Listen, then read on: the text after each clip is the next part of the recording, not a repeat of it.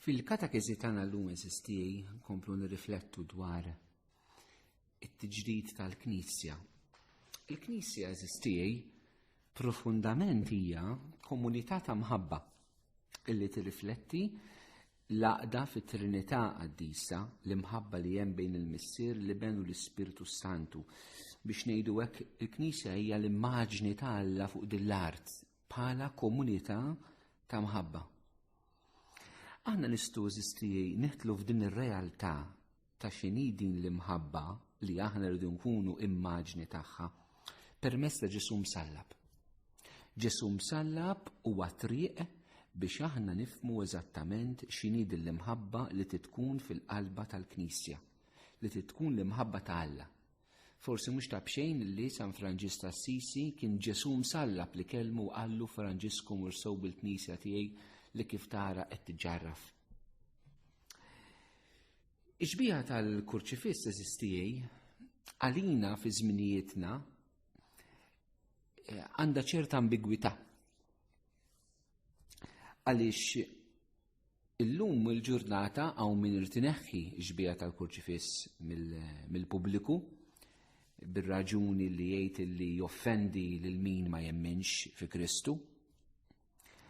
Min-naħa l-oħra mbagħad għandna min ix-xbieħa tal-kurċifiss fil-knejjes tagħna u fit-tradizzjoni kattolika tagħna saret għal uħud valur artistiku, allura l-wirjiet, l-immaġni, l-pitturi, l-iskulturi. Mentri eżisti la waħda u laqqas l-oħra huma l-essenzjal ta' dak li aħna nemmnu. Imma irridu nħallu l-kurċifiss ikellimna mill-ġdid fil-ħajja tagħna, kif kellem il-Franġisku ta' Assisi. U nixtieq illi naraw hekk din il-kelma profonda ta' mħabba li Ġesu msallab jagħtina, narawha kif toħroġ kemm kienet qawwija u importanti fil-predikazzjoni ta' San Pawl.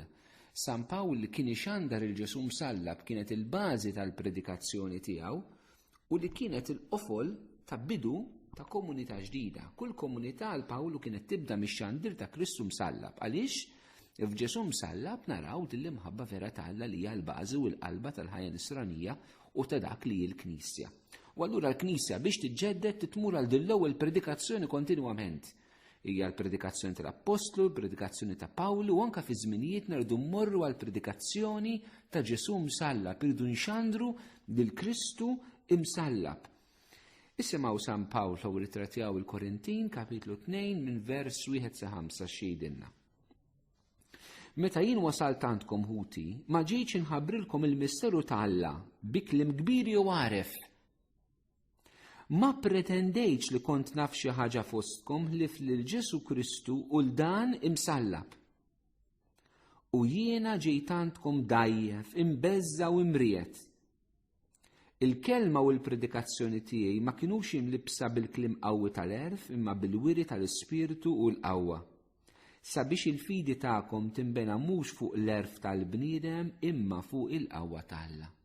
Mela Pawlu qiegħed jagħmilha ħafna ċara li hu l-misteru ta' Alla meta ġie biex jitkellem minn Alla lin-nies ta' żmienu mar ikellimhom minn Ġesu imsallab.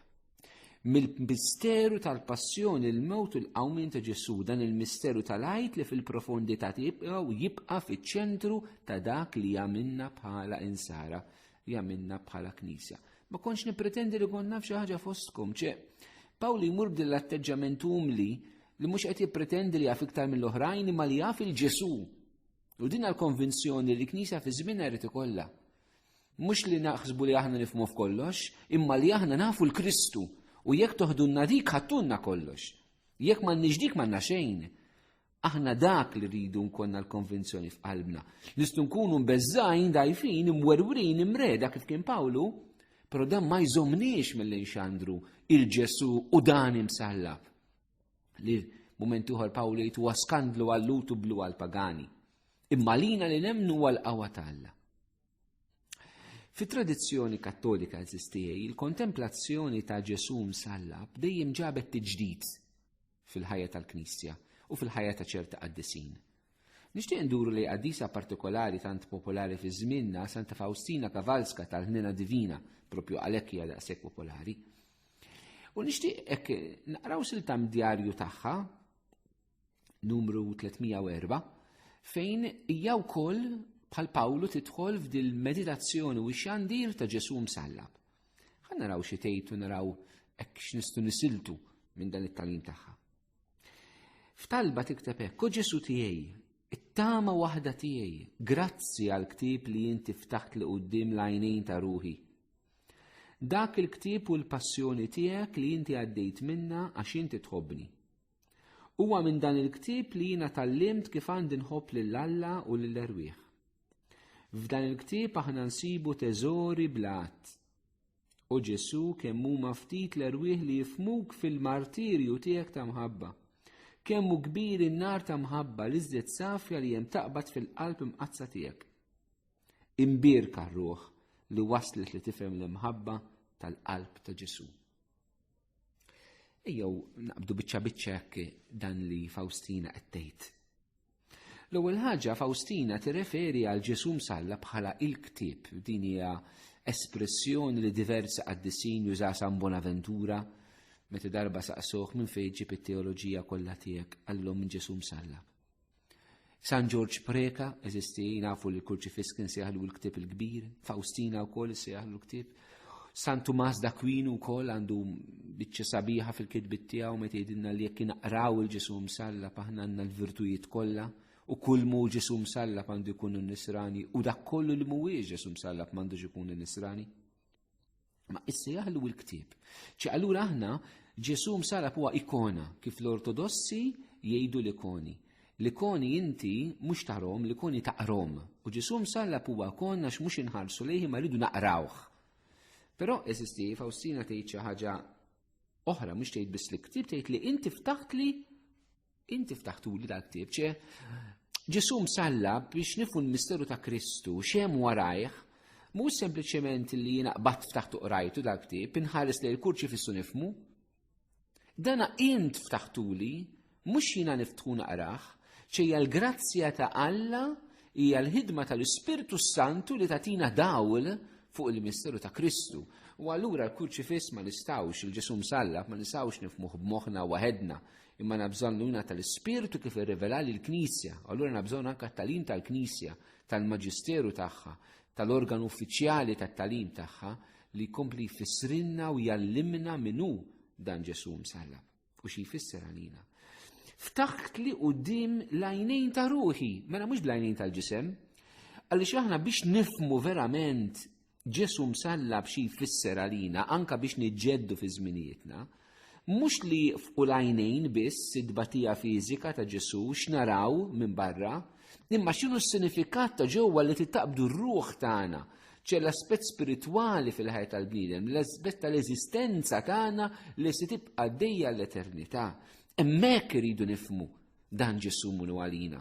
Mhux biżżejjed nifhmu l-affarijiet ta' barra, il-passjoni, id-dettalji dak li Ġesu għadda minnu kemm sofra, kemm ma sofrix, imma din l-esperjenza rridu naqbduha minn ġewwa sistij, nifhmu minn ġewwa il-mulej Ġesu x'għamel għalina u minn xiex għadda għalina.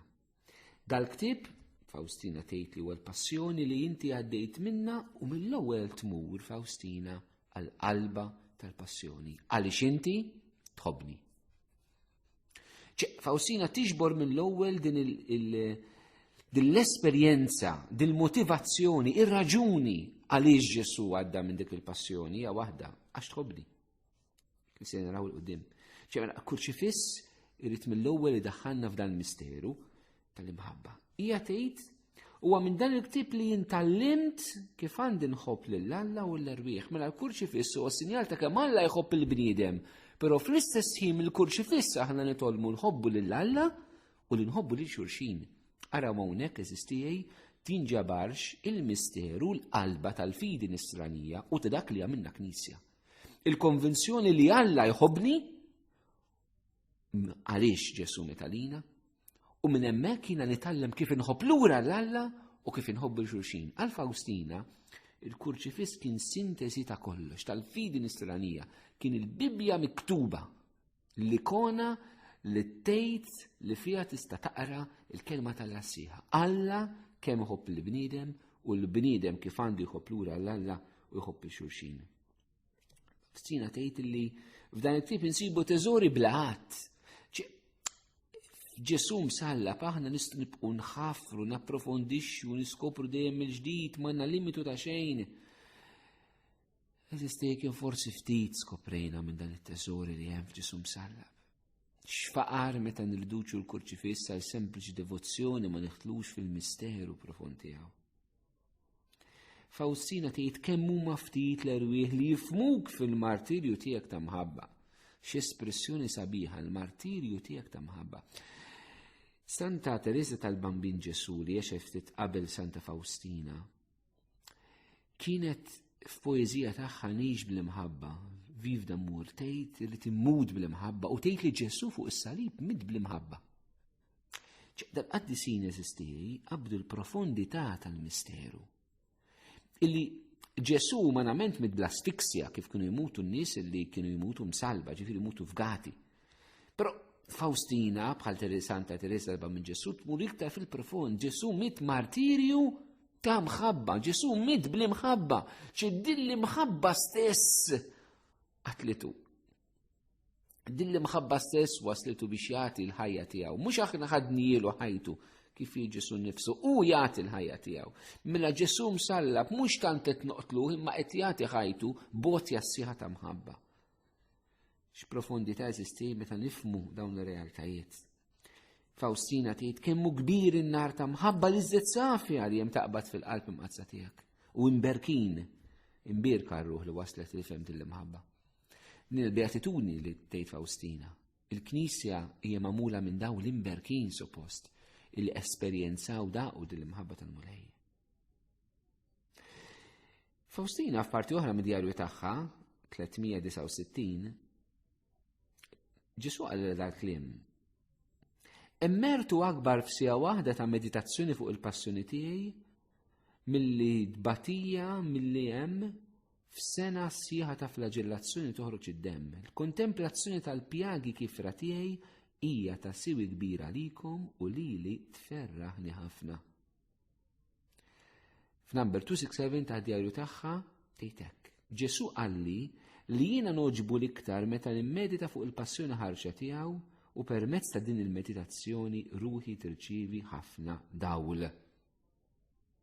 Eżistijaj u propju dwar dan id-dawl li Ġesu msallab jagħtina li ħankomplu nirriflettu sabiex verament niġġeddu fil-Knisja f'din l-imħabba ta' Ġesu. Il-kelma Alla meta titkellem il-kelma mħabba biex nifhmu eżattament l-imħabba tal-Mulej. Għandha 4 kliem fil-Grik. Hemm il-kelma imħabba li tfisser eros u l-imħabba eros hija l-imħabba bejn ir-raġel u l-mara fid-dimensjoni sesswali tagħha, allura l-imħabba bejn il-miżżewġin. Imbagħad għandha l-kelma fileo li tfisser l-imħabba bejn il-ħbieb, l-imħabba ta' affezzjoni. Matem il-kelma storgea li tfisser l-imħabba bejn il-ġenituri u l-ulied. Matem l-imħabba agape li hija l-ogħla forma ta' mħabba illi tagħti lilha nfisha mingħajr eċċezzjoni ta' xejn akkosta kull sagrifiċċju għal ġid tal-persuna l-oħra. Din hija l-imħabba agape, din hija l-imħabba li San Ġwan jitkellem minnha meta jgħidilna Alla hu imħabba. Alla hu din l-agape. Din hi l-imħabba tal-Alla. Dan hu Alla li hu imħabba. Għax Alla mhux biss ħobna l-imħabba hi l-istess essenza tiegħu, natura tiegħu dak li hu Alla. Alla mhux iħobb, Alla hu imħabba. U għax hu mħabba ma jistax ma jħobbx. Ġesu msallab hu din l-agape. Ġesu msallab huwa din rivelazzjoni ta' din l-agape u l-Knisja biex tiġġedded titmur dejjem fl-eruq ta' din l-imħabba. Il-Papa Benedittu XVI fl-ewwel enċiklika tiegħu fakkar id-dinja li Alla hu imħabba, Deus caritas est, Alla hu imħabba. U Ġesu msallab eżistijaj huwa din l-imħabba inkarnata, huwa din l-imħabba li aħna nistgħu narawha. Xejdilna Ġesu msallab eżistijaj fuq din l-imħabba tal-Alla lina. L-ewwel ħaġa. Insibuha fil-Ittra ta' San Pawl il-Galatin, kapitlu 2, vers 20, meta jgħid: il-ħajja li issa ngħix fil-ġisem qiegħed ngħixha bil-fidi fl-iben ta' Alla li ħabni u tali lu nnifsu għalija. Mela eżisti San Pawl meta jħares lejn Ġesu msallab li jagħti ħajtu ma jgħidx għalija ċe Pawl jagħmel minn din l-esperjenza tal-kurċifiss ta' Ġesu msallab, esperjenza personali jaf li l-mulej qiegħed hemm għal kulħadd imma għalih b'mod personali. ċe din mhix xi ħaġa tal-massa, imma din hija mħabba personali li Ġesu għandu għalija. Santa Faustina fid-djarju tagħha 1761 tikteb li Ġesu qal l-kliem: Binti, illum aħseb fuq il-passjoni ħarxa tiegħi fl-immensità kollha tagħha. Aħseb fuqha bħalli kieku jiena batejta għalik biss. Eżistijej, kieku kienna nagħmlu anke tagħna din il-meditazzjoni fuq il-passjoni ta' Ġesu, li nħares lejn Ġesu msallab u ngħid Ġesu miet għalija personali. Anke jekk in-nies tad-dinja ma jemnux fik, anke jekk in-nies tad-dinja inti numru m'intix persuna, għal Ġesu int m'intix numru. U l-imħabba tagħna tal-mulej, l-imħabba tagħna bejnietna fil-Knisja tkun ta' dan it-tip, li aħna rridu nitalmu kif inħobbu lil xulxin fil-komunità nisranija b'mod personali. Il-Knisja ma tistax tibqa' biss tal-massa, imma il-Knisja tissir persuna għalik li inti tista' tara, li tista' tmissa, li tista' tismaħħa, li tista' tibki magħha, li tista' tifraħ magħha, li tista' tiekol magħha, li tista' toħroġ magħha, li tista' taqsam il-ferħ u n-niket tiegħek, li tista' tkun hemm għalik u int għaliha, tissir persuna ħajja. L-insara jridu jkunu jafu wiċċ xulxin. Jridu jaraw wiċċ xulxin jitkemmex, jridu jikbru fl-imkien l-insara. Jridu jkun hemm din ir-rabta personali bħalma hi personali. Ir-rabta ta' Ġesu lejna. Mela l-ewwel kwalità tal-imħabba ta' Ġesu għalina eżistijej hija li hija imħabba personali. It-tieni kwalità li fil-kurċifiss nilmħu tal-imħabba tal-għalina hija li hija mħabba bil-provi mhux imħabba bil-kliem. Tandrabi n-nies għataw qalbhom mill-imħabba li tista' teżisti llum għax imħabba bil-kliem paroli biss fatti xejn. Ma simaw San Ġwan, kapitlu 3, vru 16-17 jgħidilna. Għax Alla hekk ħabb id-dinja li tal l-ibnu l-waħdini biex kull min jemmen fih ma jintilifx iżda jkollu l-ħajja ta' dejjem. Għax Alla ma batx l-ibnu fid-dinja biex jagħmel ħaq mid-dinja imma biex id-dinja ssalva permezz tiegħu. Eżistijej, dinja kelma oħra tant qawwija. Alla l-missier tagħna lil Ġesu fuq is-salib b'mod viżibbli, ħaj, reali. Ma tanix kliem ta' mħabba, tagħna fatti, ħabna fil-konkret. San Ġwan fl-ewwel Tratiju kapitlu 4 vers 9 jgħidilna b'dan deret l-imħabba tal-Alla fina. Għax Alla bat l-ibnu l-waħdini fid-dinja biex ngħixu bih, batu fid-dinja. Rajnieh sar wieħed minna, issalla palina. Hija mħabba bil-provi. Hija qotja ta' ħajja mhux bil-kliem, mhux bix-xewqat imma reali. Mela qejda lilek innifsek li l-mulej jħobbni bil-provi kif aħna rridu nħobbu xulxin mhux bil-kliem. Qisu l-mħabba tagħkom ma tkunx kliem u tpaċpiċ, imma bil-emilu tas-sew tgħidilna l-kelma tal-Alla. U kien Alla l-ewwel li ħabna mhux bil-kliem u tpaċpiċ imma bl-emilu tas-sew. Lilek il-mulej jħobbok bil-provi din it-tip ta' mħabba li aħna rridu nesperjenzaw u narfu. It-tielet kwalità tal-imħabba tal-għalina murija f'Ġesu Kristu msallab eżistijaj dik li jgħid San Ġwan fl-ewwel Ittra tiegħu kapitlu 4 vers 10. Meta jgħid: U hawn qiegħda l-imħabba mhux għax aħna ħabbejna l-Alla imma għax ħabna u bat l-ibnu biex ikun ta' tpattija għal bnubietna. Eżistijaj. Din l-imħabba tagħna li mingħajr kundizzjoni, m'hemmx il-kundizzjoni li tħobb int l-ewwel, imma li hu jħobbok l-ewwel. Eżisti din hija meravilja. Kien hu li ħabna l-ewwel, ħadd minna ma talab il-Ġesu biex imut għalina, biex jurina din l-imħabba tiegħu li twaslu sawn. Ħadd mulej, ħadd Ġesu biss. Hu ħabna l-ewwel eżisti.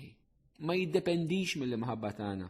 jiddependi mill-għażla li Alla għamel fuqek, ma jiddependix minn int x'għażla tagħmel dwar Alla. Alla ma jħobbokx għall-ebda raġuni li fax irid iħobbok. L-imħabba m'għandix raġuni li fl-imħabba hija stess. Alla jħobb qabel ma aħna biss ħabbejnieh, qabel ma ħalqek, qabel ma stajt tarfu, qabel ma bissir taf b'Ġesu kien diġà ħabbek lilek. Eżisti din hija mħabba ta' vera. Ir-raba kwalità tal-imħabba tagħna lejna f'Ġesu msalla dik li jgħid San Pawl fir-Rumani kapitlu 5 minn vrus 6 sa 8 meta jikteb hekk. Mela meta aħna konna bla saħħa, Kristu meta wasal iż-żmien miet għall-ħżiena. Bil-pjan wieħed imut għal wieħed tajjeb, wieħed għandu mnejn jagħmel il-qalb u jmut għal wieħed ġenerus. Iżda Alla urina l-imħabba tiegħu meta Kristu miet għalina, aħna li konna għadna midinbin. Din il-konvinzjoni eżistijaj li aħna għandu jkonna. Li Kristu miet għalina, aħna li konna għadna midinbin. Ġesu miet għalik ħabbek waqt li int kont għadek midneb. Waqt li int kont fid-dnub. Waqt li int kont għadek qiegħed tgħix ħajja ħażina li mħabba Alla kienet diġà qiegħda hemm għalik. Ġesu ma qadx jistenna li int tikkonverti, Ġesu ma stennix li inti tinqala mid-dnub tiegħek, Ġesu ma stennix li inti tmur lilin mill-ħażen ta' ħajtek, li int tibdel ħajtek, ħabbek hu l-ewwel qabel kollox, meta kont fid-dnub. Tista' timmaġina din meta int kont għadek il-bot minn Alla, meta inti ma trix taf bih, meta int tobodu, meta int tidaj bih, meta int tisqtu, meta int ma trix taf bih, meta int toħda kontra tiegħu, l-imħabba tiegħu għalik idhem.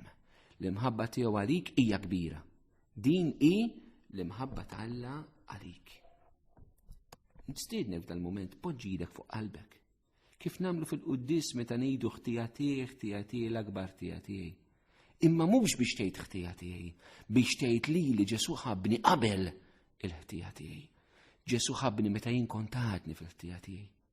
Eżisti, jekk aħna ma nifmux u ma nemnux li lilna Ġesu jħobbna fil-mument ta' dnub, mhux wara meta morru nqerru, fil-mument ta' dnub, allura għadna ma wasalniex li nifmu l-imħabba Alla fil-milja tagħha. Lilna Ġesu daqshekk ħobbna. Meta konna għadna fid-dnub, meta tinwettqu dnub, il-mulej qiegħed hemm iħobbok. Alla qiegħed hemm iħobbna. U allura eżistijaj, ejjew verament inħallu l-Ispirtu Santu li hu biss jista' jurina u jdawwanna dil-imħabba. Il-ħames aspett tal-imħabba ta' Ġesu lejna eżistijaj hija li l-imħabba ta' Ġesu lejna hija pura, hija safja. San Ġwan l-ewwel Tratiju kapitlu 3 vers 1 jgħid araw blema għoża ħabna l-missier nistu nissejħu li Alla u hekk aħna tassew. Alla jħobbna għaliex aħna wliedu.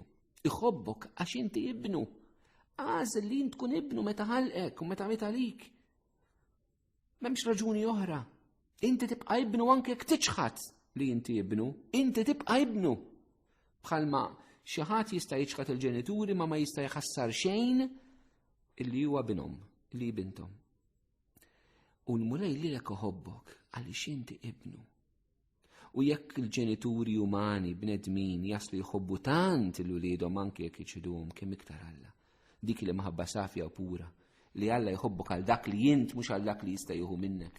Forsi nista' d-dinja jħobbuk għal dak li jistu jieħdu minn għandek. Imma Alla jħobbok għal dak li int il-mulej jħobbok għal dinjità tiegħek ta' iben u bint Alla. Eżistijaj, dawn huma 5 kwalitajiet tal-imħabba Alla li narawhom meta nħarsu lejn il-kurċifiss. Il-qudiem ikomplu nirriflettu iktar. Jalla nħallu din l-imħabba tkompli tġeddidna għaliex iktar ma nkunu maħtufa minn din l-imħabba, iktar il-Knisja tista' tiġġedded u tkun komunità ta' mħabba mibnija fuq l-imħabba Alla għall-bniedem. U jekk nagħmlu dan il-mulej